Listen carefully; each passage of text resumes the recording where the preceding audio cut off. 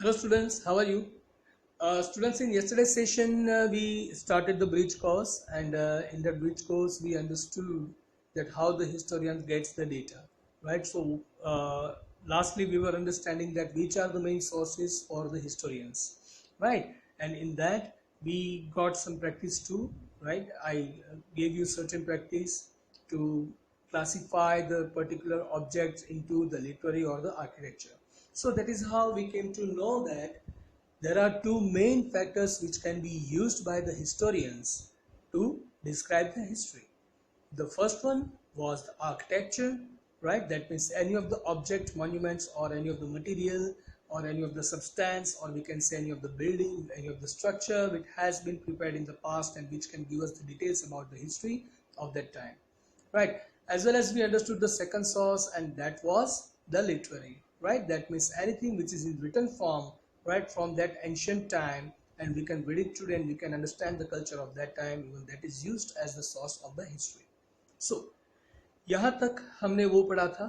आज हम उसी के बारे में कुछ डिटेल में बात करने वाले हैं। कल मैंने जो आपको एक्सरसाइज दिया था उसमें कुछ रिटर्न थे जिसको आप लिटरेरी बोलेंगे, राइट, और उसमें कुछ मटेरियल्स थे जिसको आप आर्किटेक्चर बोलेंगे, और फिर उसका प्रोसेस कैसे करना है वो हम समझे थे। तो आज के सेशन में we are getting a bit deeper into that, right, that सबसे पहले तो मान लो कि कौन से दो सोर्सेस थे हमारे पास। तो पहला था आर्किटेक्चर और दूसरा था लिटरेरी, राइट। अभी आर्किटेक्चर मीन्स व्हाट? आर्किटेक्चर यानी कि कोई भी चीज या फिर कोई भी बिल्डिंग या फिर कोई भी स्ट्रक्चर, राइट, के कुछ भी जो फिजिकल फॉर्म में हमारे पास है जिसको देखकर हम उस टाइम के कल्चर का अंदाजा लगा सकते हैं, तो उसे हम बोलेंगे आर्किटेक्चर। और दूसरा जो है हमारे पास जो सोर्स है वो क्या है? वो है लिटरेरी, राइट। लिटरेरी यानी कि कुछ भी रिटर्न फॉर्म, कोई भी return document from the past जिसको हम आज की तारीख में यूज कर सकते हैं। तो यहां तक हमने देखा था। In today's session guys I am going to get a bit brief into that, right. कुछ और डिटेल में हम उसमें देखने वाले हैं। सो सबसे पहले हम क्या सीखने वाले हैं? सबसे पहले हम सीखने वाले हैं आर्किटेक्चर, और आर्किटेक्चर में आएगा monuments, right. So that is how we are going to understand what are the monuments, और उसके डिटेल हम आगे देखेंगे, right. So here it is for you.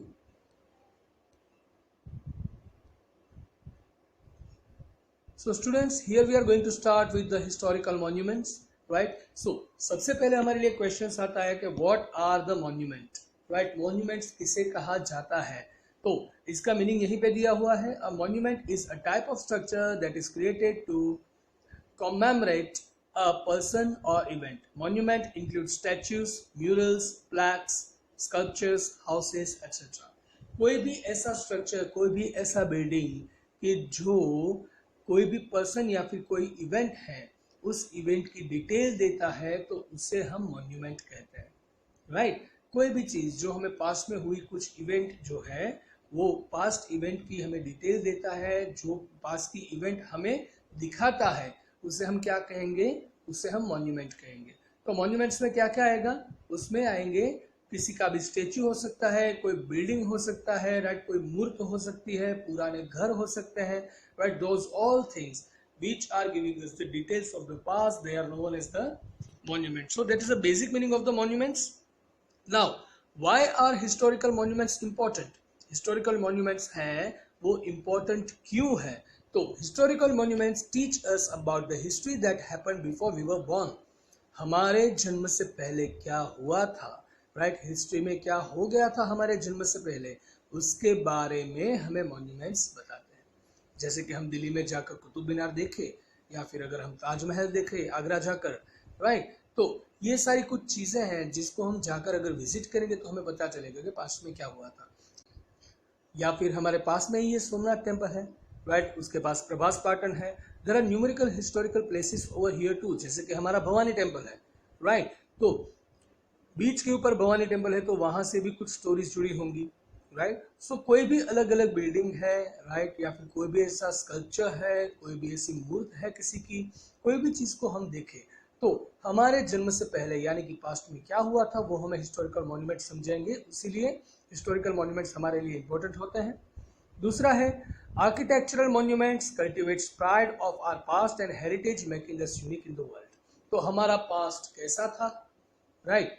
Architectural यानी कि इतिहास का, इतिहास के जो भी मॉन्यूमेंट्स हमारे पास अवेलेबल हैं वो हमें एक गर्व का अनुभव करवाते हैं, राइट। हमें एक महसूस कराते हैं हमारे प्राइड का कि पास्ट में हमारा हेरिटेज क्या था, राइट, और कैसे हम वर्ल्ड में यूनिक बने। जैसे कि अगर हम देखें तो इंडिया का जो ताजमहल है, right, so that is basically the symbol of the love, as everybody says. So Indian heritage is always about spreading the love among the people, right.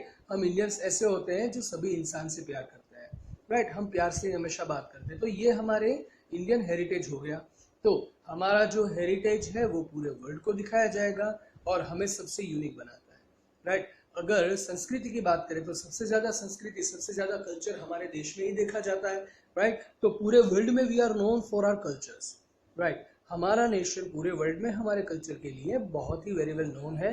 तो ये क्या हुआ, तो हमारे जो मॉन्यूमेंट्स है उससे हमें पता चला, यानी कि मान लो कि अगर अशोक स्तंभ जो है जिसको हम हमारा शिलालेख कहते हैं वहाँ का विजिट करो तो वहाँ का जो मैसेज है that message is spread to all over the world.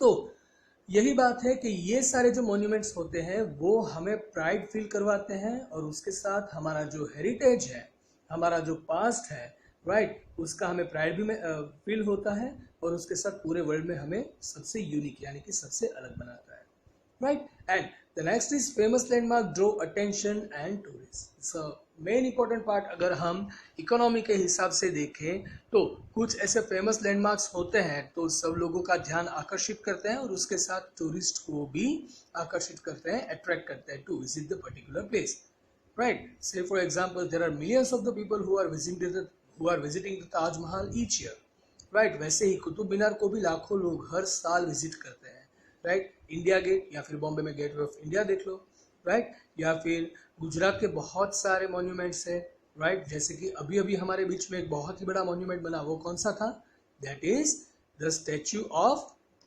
Unity, right, the statue of Sardar Vallabh Bhai Patel, one of the biggest statue around the world, right. तो ये सारी जो चीज़ें हैं, ऐसे जो फेमस लैंडमार्क्स होते हैं यानी कि ऐसे जो फेमस प्लेसेस होते हैं, राइट, वो टूरिस्ट को अट्रैक्ट करते हैं उन जगहों को विजिट करने के लिए।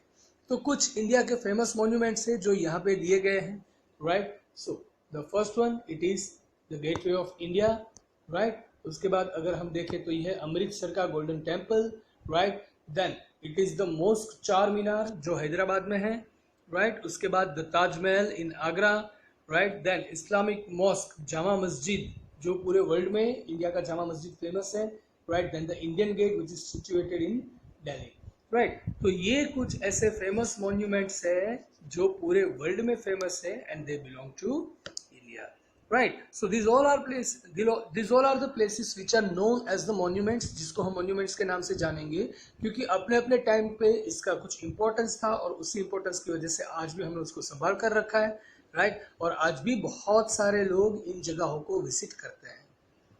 अगर आगे बढ़े ये मॉन्यूमेंट कैसा है शायद आपको देखने में याद आ जाए, right. So you can think over it. और अगर आपने सोचा है कि it is the Lal Qila of Delhi then you are quite true, right. It is the Lal Qila of the Delhi जहाँ पे बहुत सारे टूरिस्ट आज की डेट में भी विजिट करते हैं। इसका भी कुछ हिस्टोरिकल इंपॉर्टेंस बहुत ज़्यादा है, right. So the red fort is a historic fort in the city of Delhi, right. पुरानी दिल्ली में एक बहुत ही हिस्टोरिक फोर्ट है जिसको हम लाल किला के नाम से जानते हैं, right. It is in India that served as the main residence of the Mughal emperor. जो मुगल एम्परर इंडिया में रिसाइड करते थे तो उनका मेन रेसिडेंस लाल किला था, राइट। मुगल एम्परर जितने भी थे वो उसका मेन रेसिडेंस यानी कि उसका मुख्य जो घर था वो था लाल किला, राइट। सो जिसको आज की तारीख में भी हमने संभाल कर रखा है, राइट। तो अभी आपको समझ में आया कि मॉन्यूमेंट किसे कहते हैं, जो पास्ट के साथ जुड़ा है और which gives the importance of the history, right. दूसरा भी है हमारे पास मॉन्यूमेंट, देखो ये कौन सा होगा। तो जिन जिन लोगों ने सोचा है कि it is Qutub Minar, they are quite true. Qutub Minar भी दिल्ली में ही है। Qutub Minar is one of the highest minarets in the India with a height of 73 metres, right. अगर सबसे बड़ा कोई मीनारा भारत में है तो वो है कुतुब मीनार जिसकी हाइट है 73 मीटर्स, 73 मीटर्स, राइट। सो अप्रोक्सीमेटली मोर देन 210 फीट्स। तो दिस 12th सेंचुरी minaret कब बना था? 12th सेंचुरी में बना था, यानी कि 1101 से लेकर 1200 तक के बीच में ये बना था। तो 12th सेंचुरी का ये जो minaret है is considered as the earliest Islamic structure in India with both Arabic and Brahmi inscriptions। तो ये इंडिया के सबसे पहले जो minaret थे, सबसे पहले जो मीनारे थे, राइट, जो इस्लाम कम्युनिटी में इंडिया में आने के बाद एस्टेब्लिश किए थे, तो उसके सबसे पहले मीनारों में से एक है, राइट। कुतुब मीनार जो है, राइट, ये एक ऐसा इस्लामिक स्ट्रक्चर है कि जो दोनों भाषाओं में उसके ऊपर इंस्क्रिप्शन यानी कि पत्थरों के अंदर कुतर कुतर के उसके अंदर लिखा है। तो उसके अंदर जो इंस्क्रिप्शन है वो दोनों लैंग्वेजेस में है, अरेबिक में भी है और ब्राह्मी लैंग्वेज, जो उस समय इंडिया का कल्चरल लैंग्वेज था ब्राह्मी, राइट। तो ये दोनों लैंग्वेज इसमें लिखा हुआ है। उसके बाद ये भी एक और मॉन्यूमेंट है, और ये तो कौन नहीं जानता, yes, it is the Taj Mahal which is situated in Agra. The Taj Mahal was built in Agra between 1631 and 1648 by order of the Mughal Emperor Shah Jahan in the memory of his favorite wife, right। तो ताजमहल जो है वो 1631 से लेकर 1648 के बीच में उस टाइम पे बनाया गया था, राइट। अप्रोक्सीमेटली 17 ईयर्स लगे थे इस एक बिल्डिंग को बनाने के लिए, राइट। और ये बनाने का ऑर्डर दिया था जो मुगल एम्परर उस टाइम पे थे, जिसका नाम था शाहजहां, राइट। और उसकी जो सबसे पसंदीदा वाइफ थी, राइट, तो मुमताज बेगम जिसका नाम था, तो मुमताज बेगम की याद में शाहजहां ने ये ताजमहल बनवाया था। तो ये भी एक और मॉन्यूमेंट है, right. Do you know which one is that? This monument is the Charminar, right. Charminar is famous for its intricate architecture which makes it one of the most recognized structures in India, right। चार मीनार जो है वो उसका जो architecture है वो इतना इतना अच्छा है, इतना सुंदर है कि जिसकी वजह से ये इंडिया में सबसे बेहतरीन जो स्ट्रक्चर्स हैं हिस्टोरिकल में से, उनमें से एक इसको माना जाता है। सबसे नामचीन, जिसको सब लोग मेनली सब लोग पहचानते हैं, ज़्यादातर टूरिस्ट जो भी आते हैं वो लोग उस जगह पे चार मीनार को देखना कभी चूकते नहीं है। They always see that, right. So it is very much beautiful by structure as well as the architecture. तो उसके लिए चार मीनार जो है वो भी बहुत ही इंपॉर्टेंट मॉन्यूमेंट बन जाता है। And one more is that, right, do you know this building? This building is called as the Mysore Palace, right? The Mysore Palace is the official residence of the Wadya dynasty and the seat of Kingdom of Mysore, right? Mysore जब एक kingdom हुआ करता था तब वहाँ पे Wadia dynasty का rule चल रहा था। तो वाडिया डायनेस्टी जो है उसका official residence the Mysore palace हुआ करता था, और किंगडम की जो मेन सीट थी यानी कि महाराजा का सबसे जो मुख्य सिंहासन था, राइट, वो इसी मॉन्यूमेंट में, इसी बिल्डिंग में पाया जाता था। So this is one more monument, right. शायद किसी ने देखा है, शायद किसी ने नहीं देखा। This is the place which is located in Delhi and it is known as the Bahai lotus temple, right. The Bahai lotus temple was designed by the Iranian architect Fariborz Sahba in the shape of a lotus, as it is common to several religions including Hinduism and Buddhism। तो Iran का एक architect था जिसका नाम था फेरिबोर्ज साहबा, और उसने ये बहाई लोटस टेम्पल को डिजाइन किया था, राइट। इसे लोटस टेम्पल नाम इसके शेप से ही दिया जाता है, आप देखकर ही समझ पाओगे कि it has the shape of the lotus. Lotus कमल का जो फूल होता है, राइट, ये बिल्कुल वैसे ही दिखता है। और ये टेम्पल बनाने के पीछे उसका रहस्य, ये जो शेप है उसके पीछे उसका सीक्रेट यही था कि बहुत सारे रिलीजन में सब रिलीजन्स में लोटस जो है वो एक कॉमन सिंबल बन जाता है for the puja and all, right. अगर हम डिवोशन की बात करें तो डिवोशन में कमल का बहुत ही इंपॉर्टेंट होता है in the different religions, right. तो हिंदुइज्म और बुद्धिज्म में खास करके लोटस का बहुत ही इंपॉर्टेंस रहता है। तो ये जो इंपॉर्टेंस है, ये जो शेप है, वो उसी में से लिया गया है। And there is a common message behind this shape that as the lotus is common to all the religion, this temple is also going to be common for the all the religion, right. अगर आप दिल्ली जाओ और अगर दिल्ली जाकर आप यहाँ पे visit करते हो, then you will get a place to sit, और वहाँ पे बैठ के आप जो भी मजहब में मानते हैं, what ever the religion you follow, उस रिलीजन की आप प्रेयर यहाँ पे कर सकते हो, राइट। सो जैसे इसका शेप है which is common in to the different religion, यहाँ पे सारे रिलीजन को भी कॉमन बना दिया जाता है, यानी कि all the religions are same, you can go there and you can pray to whatever god you want, right? So that is the lotus temple of Delhi. So one more monument is there, right? And this one, if you can recognize it, right, I hope you can see it very much clearly now. So this one is the monument जिसे हम कहते हैं the Ajanta caves, right? Who doesn't know about the caves of the Ajanta and Ellora? It is very much famous for all of the details which has been carved in this particular caves. The Ajanta caves served as a monsoon retreat for monks, right. Monsoon के season में अगर रहने के लिए कोई जगह है Monks के लिए, यानी कि साधु संत के लिए, तो वो अजंता की गुफाओं में रहते थे. As well as a resting site for merchants and pilgrims in ancient India. तो पुराने भारत में, राइट, एंशिएंट टाइम्स में अगर कोई मर्चेंट्स यानी कि व्यापारी है या फिर कोई पिलग्रिम्स यानी कि कोई साधु है, कोई संत है, तो उनके लिए वहां पे रहने का भी इंतजाम हुआ करता था. और अजंता एंड इलोरा के जो केव्स है, they are very much famous around the world for the carvings into the wall itself. Caves के अंदर जो कार्व किया गया है, अलग अलग टेंपल बनाए गए हैं, राइट, बहुत ही सारी अलग अलग ब्यूटीफुल डिजाइन्स है कि जिसको अगर आप एक बार देखें तो देखते रह जाएंगे, right. So this is also called the monument. तो बच्चों, ये हुई बात हमारे मॉन्यूमेंट्स की. जैसे कि मैंने बोला कि कुछ ऐसे स्ट्रक्चर के जिसके पीछे कोई ना कोई हिस्टोरिक इंपॉर्टेंस होता है, राइट. तो कुछ ऐसे स्ट्रक्चर या फिर कोई ऐसे स्कल्पचर्स या फिर कोई ऐसे स्टैच्यूज जिसके पीछे कुछ ना कुछ हिस्टोरिकल इंपॉर्टेंस रहता है, तो उन सारी चीजों को हम कहते हैं monuments, and which is the architectural monuments, यानी कि जिसे हम आर्किटेक्चर का एक पार्ट ही मानते हैं. So that was our first part for today and that is the monument. Now it is time to move forward. तो स्टूडेंट्स, यहाँ पे आपके लिए एक सवाल है. जिस एरिया में भी आप रहते हो, right, in which ever city you are living, और जहाँ पे भी आपने विजिट किया, have you noticed any of the monuments? ऐसा कुछ हिस्टोरिकल मॉन्यूमेंट्स क्या आपने नोटिस किया है? अगर किया है तो प्लीज राइट इट डाउन, और उसका थोड़ा बहुत डिटेल, यानी कि उसका हिस्ट्री क्या था अगर आपको पता है तो, वो क्यों बनाया गया था, कब बनाया गया था, अगर ये सारी डिटेल्स आपके पास है तो don't forget to share it with me, right. Write down on the paper and send the picture of that to my WhatsApp number. So उसके बाद now we are moving forward to the literary source of the history, right? अभी हमने क्या किया कि architecture का जो part है मॉन्यूमेंट, यानी कि आर्किटेक्चर क्या होता है वो मैंने आपको अभी दिखाया, right? We gave the example of that. Now we are going to have certain examples of the literary sources. कल हमने जो देखा था उसमें हमने दो पार्ट्स देखे थे. एक था हमारा आर्किटेक्चर, यानी कि पुराने बिल्डिंग्स और जो भी मटेरियल्स हमारे पास अवेलेबल है जिससे हम हिस्ट्री के बारे में जान पाए.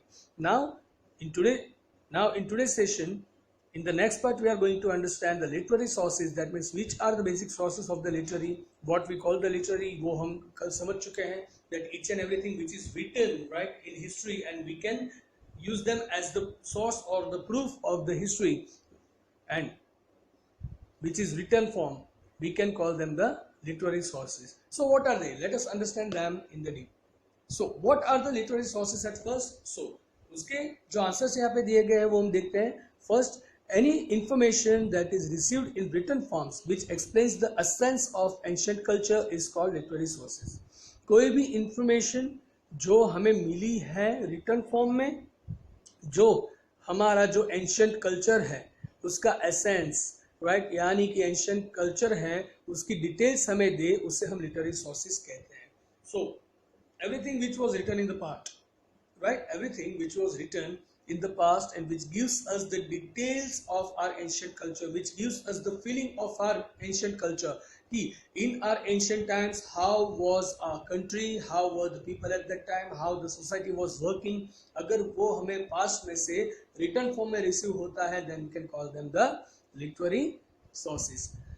Second is literary sources can be in the form of journals, letters, books, etc. right? किसी ने शायद बुक लिखी हो, किसी ने जर्नल लिखे हो, किसी ने लेटर लिखे हो, किसी ने डॉक्यूमेंटेशन लिखे हो, राइट, या फिर उसमें किसी ने वॉल पे कार्विंग किया हो जिसे हम इंस्क्रिप्शन बोलते हैं, राइट. किसी ने मान लो कि कोई मेटेलिक पेपर बनाया हुआ है, ताम्रपत्र जिसे हम कहते हैं, right, on the metallic paper, अगर ऐसा कुछ है. So any of the sources which are in written form basically, which are basically in written form, then they all are known as the literary sources. And the third, the two main types of literary sources are religious and non-religious text. Literary sources के अगर जो हम दो main parts की बात करें, right, so they are divided into two different types. The first type is the religious, that means which ever is written for the religion and which gives us the religious details, they are known as the religious literary sources. And the sources which are giving us the information besides the religion, they are known as the non-religious text, right? They are the non-religious text कि जो हमें religion के बारे में नहीं, लेकिन उस time के कल्चर का या फिर कोई भी और डिटेल हमें दे रहा है बिसाइड्स द रिलीजन. तो ऐसे दो टाइप्स में हम लिटरेरी सोर्सेज को डिवाइड करने वाले हैं. सो रिटन सोर्सेज, राइट. सो रिटन सोर्सेज का अगर हम बात करें तो कौन कौन से उसके टाइप्स हो सकते हैं रिटन सोर्सेज में, तो वो हो सकते हैं poems, scriptures, right, then treatises, then commentaries, then hagiographies and epics and more, right? And here are certain examples of that too. So these are the sources which have been written down by various saints, historians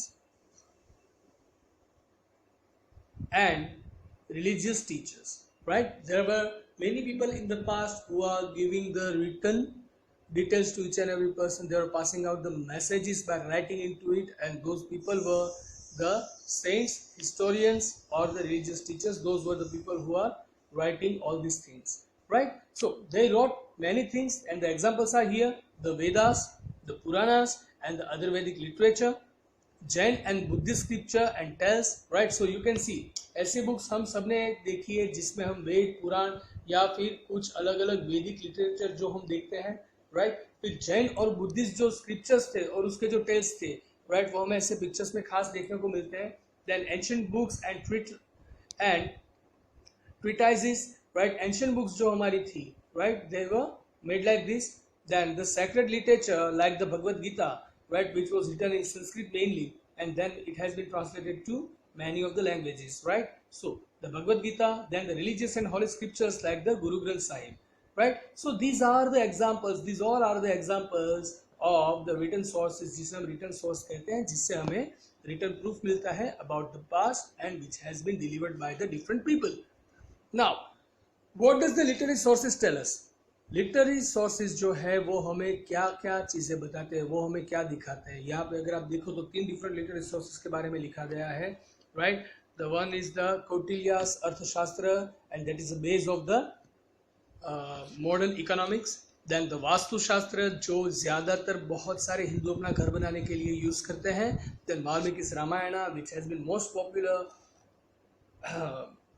popular book ever up to now, जो ज़्यादातर लोग बहुत ही read करते हैं. So literary sources is the information that describe the nature of the society of ancient times. Ancient times में society कैसी थी, उसका nature कैसा था, right? उसको describe करने के लिए literary sources जो है वो एक basic information है. They are important because they tell us about our ancestors, हमारे जो पूर्वज थे वो कैसे थे, उसके बारे में हमें ये लिटरेरी सोर्सेज जो है वो बताते हैं. इसीलिए वो हमारे लिए बहुत ही इंपॉर्टेंट होता है.